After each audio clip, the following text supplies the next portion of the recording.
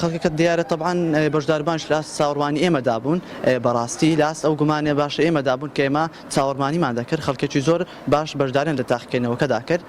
وان پرۆژێش دیارە مەبەستیان پرۆژەی خزمەتکردنی سنەتی پێغەمبەر صلی الله علیه و سلم چونکە خوا پەروەردگار فەرمێ وأنزلنا إليك الذكر لتبين للناس ما نزل إليهم ولعلهم يتفكرون دیارێک پێغەمبەر صلی الله علیه و سلم خوا پەروەردگار ناردوویەتی بۆ ناردوێتی کە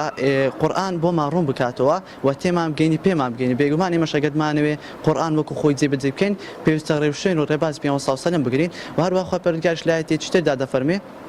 قل إن كنتم تحبون الله فاتبعوني يحببكم الله وحتى أجر خواتن خرج به أو شون پیغمبری پیامبر صلی الله علیه و سلم و دیارشون کەوتنیش پیامبر صلی الله علیه و سلمش أو بوده كريكا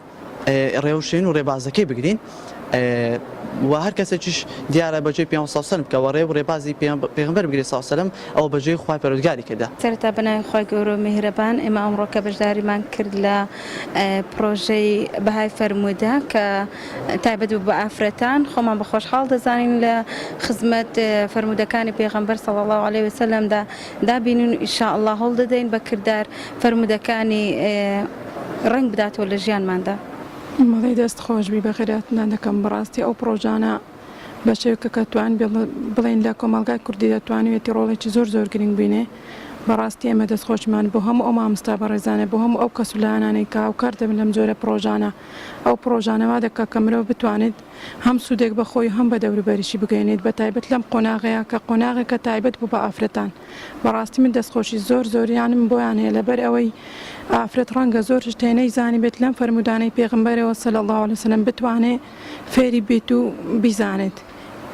وڵا پێشەم شتێکی خۆشەویستی پێغەمبەر صلی الله علیه و سلم دوای شارەزابوون لە شارەزابوون و ئینشاءالله عەمەل پێکردنی و گەیاندنی بە کەسی دیکە ئینشاءالله ئەوانە ئەویان لێکردین هانیان دەین کە هەڵدەین لەبەریان بکەین. خۆشتان لێ ئەکەین و هیوادارم سەرکەوتو بن هەموو لایەک و ئەو شتەی وای لێکردم بەشداری بکەم ئەوەیە کە